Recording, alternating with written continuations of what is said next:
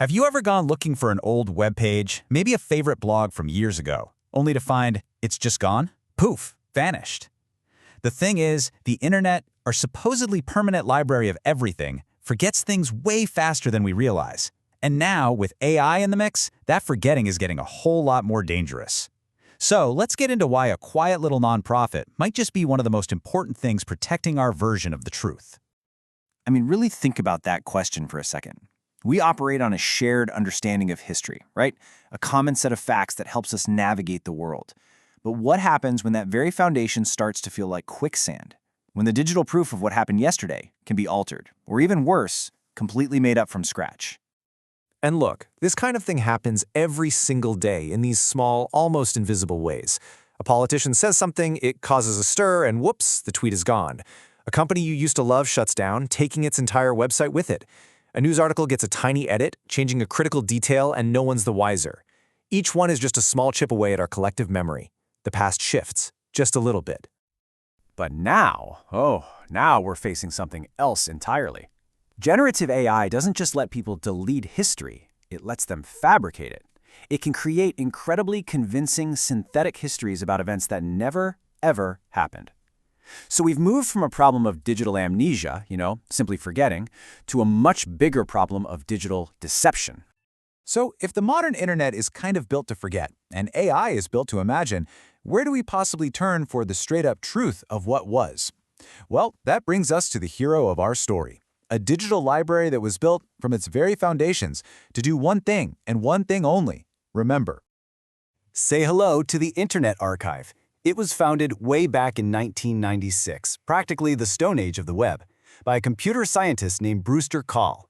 And it's a nonprofit with, honestly, one of the most wildly ambitious missions you can think of: to provide universal access to all knowledge. Yeah, no small goal there. And the scale of what they've done is it's mind-boggling.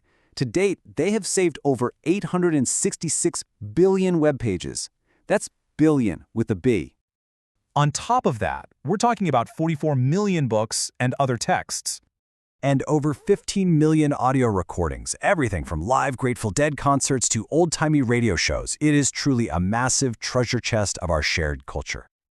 Now, the piece of this you've probably actually heard of or even used is the Wayback Machine. It's their most famous tool for a reason. It's basically a time machine for the web. You can pop in almost any website address and see snapshots of how it looked years ago, even if the site itself is totally gone now. What's so wild about all this is who's behind it. You think some giant government agency, Library of Congress type thing, would be in charge of this massive project. But no, it's run by a pretty small team, about 150 people, working out of an old church in San Francisco. It's just a powerful reminder of what a dedicated group of people can do when they believe in a mission. This really sets up this central battle of our modern information world. It's a fundamental conflict between two totally different ways of thinking about the past, the archive versus the algorithm. It's all about remembrance versus imagination. Okay, so let's be super clear about how AI works, because this is important. It doesn't store things like a library. It swallows a gigantic amount of data, figures out the patterns, the statistical connections between words and pictures, and then it just generates new stuff based on what's most probable. It's an amazing creation engine for sure, but it is not a verification engine. And this slide just lays out the difference perfectly. The Internet Archive's whole process is to record what was. AI's process is to create what could have been. So the archive gives you unaltered evidence. Think of it like a digital fossil. AI, on the other hand, gives you a plausible fiction, a synthetic reconstruction. One preserves reality, the other generates a really convincing imitation of it. That's the whole ballgame. So why does this matter so much, right now, more than ever? Well, because when we're drowning in a sea of synthetic, AI-generated content, having a trusted, unchangeable record of events isn't just a nice little novelty, it's absolutely essential for a society to even function. Probably the best way to think about the Internet Archive is as the Internet's black box. Like on an airplane, it's just quietly in the background, recording everything. Nobody really paying attention to it until there's a crisis, until we desperately need to go back and replay the tape to see exactly what happened. And believe me, that tape gets replayed all the time. Journalists use it constantly to fact-check politicians against what their campaign websites used to say. Investigators used it during the big Volkswagen emissions scandal to prove what the company was claiming before they got caught. Activists use it to show that a piece of censored news or art actually did exist. And hey, for millions of us, it saves our own little personal histories, those first cringy blogs and profiles that would have just vanished forever. So this whole mission started quietly back in '96, but it really exploded into the public consciousness when the Wayback Machine launched in 2001. Today, it's storing a frankly unimaginable amount of data, over 50 petabytes, and its purpose is clearer than ever, to be an anchor against the constant pulling tide of digital forgetting.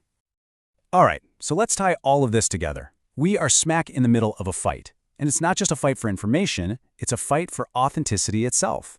It's a fight to prove what was real in a future that seems determined to invent its own past. You know, people said the last decade was about information overload. Well, I think this next decade is going to be defined by authenticity scarcity. As AI just floods the zone with synthetic everything, the value of a verifiable primary source just skyrockets. Knowing what was actually real, that's about to become the most precious resource we have.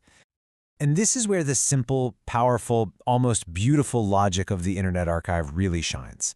It's built on principles that are the exact opposite of generative AI. It doesn't generate. It doesn't predict. It does one humble, unbelievably critical thing. It simply remembers. So if you take one thing away from this, let it be this. In a future where memory itself can be manufactured on demand, the simple, boring act of preservation might just be the most radical technology we've got. Because, as our sources remind us, while machines can get really good at mimicking the past, only an archive can actually prove it.